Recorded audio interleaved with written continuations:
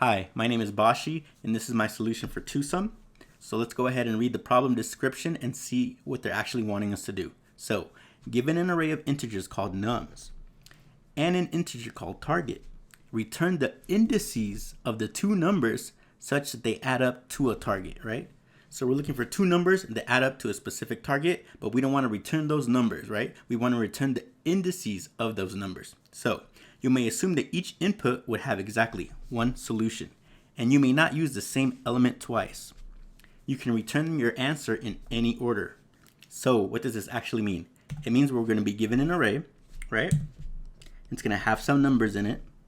For example, 6, 5, 4, 8, 2, and 9. We're also going to be given a target, right? Here, let's put 12, right? So we want to look for two numbers that add up to the target. And you can see here that 4 and 8 add up to 12, right? Those are the two numbers that add up to the target. What do we actually return here? What do we return? Do we return the 4 and the 8? No, we don't. We don't return those numbers. We want the indices of those numbers. So returning 4 and 8 would be wrong. So if you recall, arrays start from index 0. So for example, here we have 0, 1, 2, 3, 4, 5. These are the indexes, right? And we can see here that we want to actually return the 2 and the 3. So we want to return the 2 and the 3, right? Or since we can return it in any order, we can actually return the 3 and the 2 instead, right? We can flip them around. So this is a valid answer and this is a valid answer, right? Okay, so let's look at the examples. I'm going to write the index numbers above the numbers, right? So this is index 0, 1, 2, 3, right? You can see that the output, they wrote 0 and 1. So at index 0, right, we have a 2. At index 1, we have a 7, right? That's 9. That's the target. All right, let's look at example 2, right? 0, 1, 2. At index 1, we have a 2, and at index 2, we have a 4. That's 6. That's the target. Okay, let's look at example 3. Here we have a 0 and a 1. So we're returning at location 0, which is a 3, and location 1, which is also a 3. That's 6. That's a target. Now notice that they did not return 0 and 0, right? Why? Well, because we cannot use the same element twice. We can't use index 0 and another index 0, right? We can't use the same indexes, right? So let's look up here, and let me ask you this. What if instead of a 12, they gave us an 11? Is this valid? Will they give this to us? Go ahead and pause here and figure it out yourself if you like. Okay, the answer to that is no. They will never give this to us. Why is that? Well, 6 and 5 add up to 11, right? But also 2 and 9 also add up to 11, right? And according to the problem description, there's exactly only one solution, right? So 6 and 5 and 2 and 9, that's two solutions. They're never going to throw something like this at us, right? It could only have at most one solution. Okay, so what's one possible solution to the problem? We can use two for loops, an outer loop and an inner loop. And each time we loop through the inner loop, and if we didn't find it, we increment the outer loop, right? Two for loops. I'm going to show you how to do that right now, but I'm going to tell you that there is a better way to do that. So for this example, I'm going to erase everything, and I'm going to show you the method that uses two for loops, okay? So I'm just going to erase this here. Okay, I'm going to change this back to 12, and I'm going to erase the background here. So for this method, we're going to have two loops. We're going to have an outer loop. We'll start that at 0, and we'll call it I. And we're going to have an inner loop. We'll call that J. And where does that start? Well, that always will start at I plus 1, right? So I will start here, and J will be right next to it. So at this moment in time, I is at 0, which means there is a 6 there, and J is at 1. There is a 5 there. Add those together, we have 11. Does 11 equal 12? No, it does not. So we increment J. We move J over to 2, right? So here, I, it's still at 0, right? So we still have a 6 here. And J has moved to index 2. And at this location, we have a 4, right? We add those together. 10. Does that equal 12? No. So we move J again. We move it right here. So now I, it's still at 0, which is a 6. And J is at 3, which is 8, right? Add those together. Does that equal 12? No, it does not. So we move j again, right? And you can see that we're going to move j all the way down. So let's go ahead and keep doing that, right? The next one, we would have had 6 plus 2, and then we would have had 6 plus 9, right? And none of those equal 12. So once that inner loop is done, we increment the outer loop, right? So we move I over. So here, now I is at 1, right? And j always starts at I plus 1, right? So we're going to start j here, right? And again, at this location, what do we have? I is at 1, which is a 5. And j is at 2, which is a 4, right? Add those together are 9. That doesn't equal 12, right? And you can see that we're going to move j all the way down, right? Because it's the inner loop. We move that, right? So the problem becomes 5 plus 8, 5 plus 2, 5 plus 9, right? We do the math for all these, right? And we can see that none of these equal 12. So we increment I again since we finished the inner loop. So I comes over to 2. And j always starts at I plus 1. So now what do we have? Well, we have I is at location 2, right? That's a 4. And j is at location 3. That's an 8. Add those together. What do we have? 12. That matches. So now we don't return, remember, we don't return the 4 and the 8. We return their indices. In this case, we return the 2 and we return the 3, right? Now, how many steps did we take? Well, we did 1, 2, 3, 4, 5, 6, 7, 8, 9. It took us 10. It took 10 steps to figure out the problem, right? Worst case scenario, the two numbers that we're looking for are at this location, right? Okay, so that was one solution. There is a better solution where we iterate through the array only one time, right? So instead of using I and j, we only have to loop through it once, so we only need to use I, right? So let's go ahead and erase this and take a look at that now. All right, for this solution, we're going to use a dictionary, right? I'm going to call it D for dictionary, okay? Now, we're still going to have to loop through this array, and we're going to loop through it one time, right? So I'll put I right here. We're going to say, what's the index of I? Well, right now, the index of I is 0. And at index 0, there is a 6, right? So 6 plus something has to equal 12, right? This is what we need, right? So we solve for need, right? We subtract both sides by 6, right? So need is equal to 6. We say, hey, have we seen a 6 before? Right? And at this point, we have not, because we don't have anything in our dictionary, right? And our dictionary will have all the numbers that we've seen before, right? So there's nothing there. So what number did we just see? Well, we just saw this 6, right? We iterated through where we know that we've seen a 6. So we're going to save that 6. And the formula is going to be D is equal to nums of I, right? And we're going to save the index I.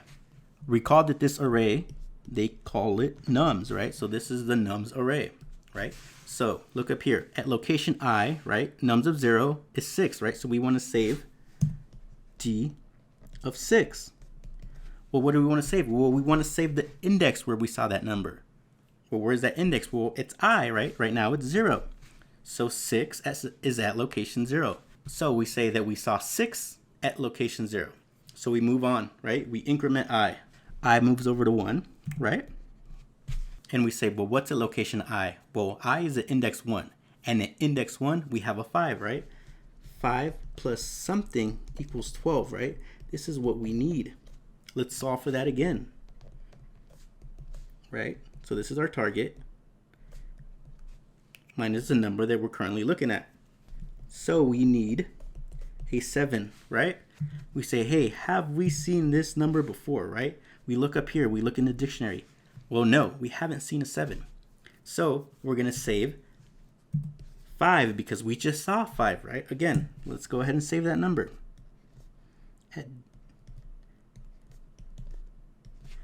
And now we increment I. I moves over to 2. Well, where is I at? Well, I is at index 2. And at index 2, there is a 4, right? So 4 plus something equals our target, right? This is what we need. So let's go ahead and solve for that.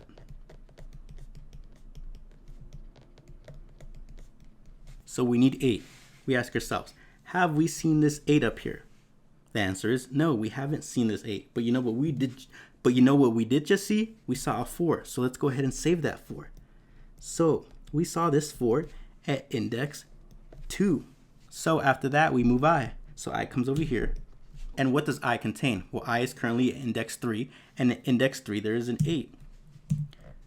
So 8 plus something equals 12. This is what we need, right? Let's solve for need. Need is equal to 12 minus 8, right? And notice, this is our target. The formula is always our target minus the number that we've seen. So need equals 4. Have we seen a 4 up here before? The answer is yes. And where did we see that 4? Well, we saw it at index 2, right? So I want to return, we know that we're going to return the 2, right? So we want to return 2. And what's the other number that we want to return? Well, we want to return where I is currently at. And where is I at? Well, I is currently at index 3, right? So we want to return the 2 and we want to return the 3, right? And notice here that this took us 1, 2, 3, 4 steps, right? 4 steps.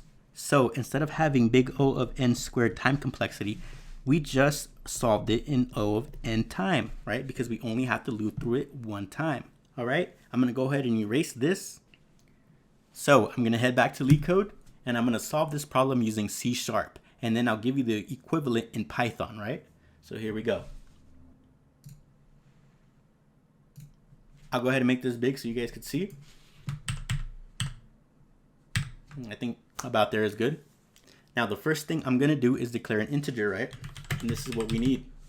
We also need a dictionary that holds a key of int and a value of int, right? We'll call it D, just like in our example. So this is a new dictionary, right? I'm gonna write a comment up here. What does this actually represent? We know that the dictionary holds 2 integers, right? But what do those integers actually represent? Well, the first int represents nums of I, right? We want that value. And the second one represents just I, right? We're saying, hey, for this number, we're gonna save the index that we found it at, right? Let's go ahead and move on. We also need a for loop, right? Because we have to iterate through the loop. We have to iterate through the array one time. So we need that for loop.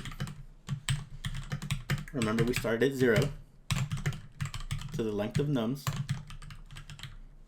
And each time we increment it I by 1. Right? Now I'm going to write a comment here. Now remember, for the number that we found at I, right? This is the number that we currently found at I. We said that plus something equals the target, right? We said that. So here, this empty space is what we need. So we solve for what we need. So need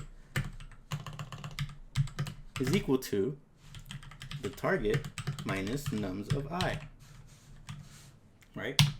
And then we checked in our dictionary, right? We said, hey, have you seen what we need, right? Have you seen this before, right? So we're gonna say if D contains what we need, then we found it, right? We found a solution. So we need to return the 2 indices. We need to return 2 indices, right? But let's say that we didn't find it. We got past that, right? We didn't find it, right? We don't have it yet. So we need to add it to the dictionary. How do we add that? Well, we add, remember, according to the formula, nums of I, right? And then we're going to set that equal to the index, right? So for this number, we save this index. So for example, if we're currently at index 1 and we look in 1 and we found it was 7, right? Nums of 1 equals 7. So that means for the number 7, we found it at location I, right? We save that there.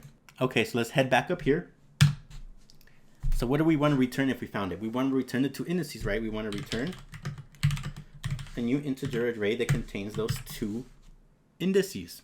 So we know that one of them is going to be I. What's the other one at? Well, we have to look in the dictionary.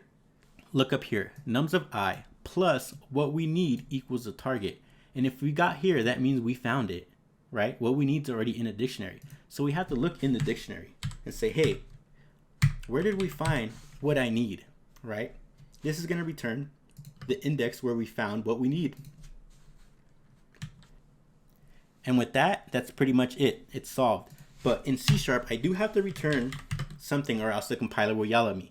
So in Python, you actually don't need this line, but in C# you have to add it. So I'm just going to create an empty array and just return that, right? But we don't need this in Python, and I'll show you right now. So let's go ahead and head back. I'll make this regular size here. I'll go ahead and click run. Make sure we don't have any errors. Okay, and we have an error. I need to capitalize the D here in dictionary. Let's go ahead and run it again. I also need to capitalize the C and the K here.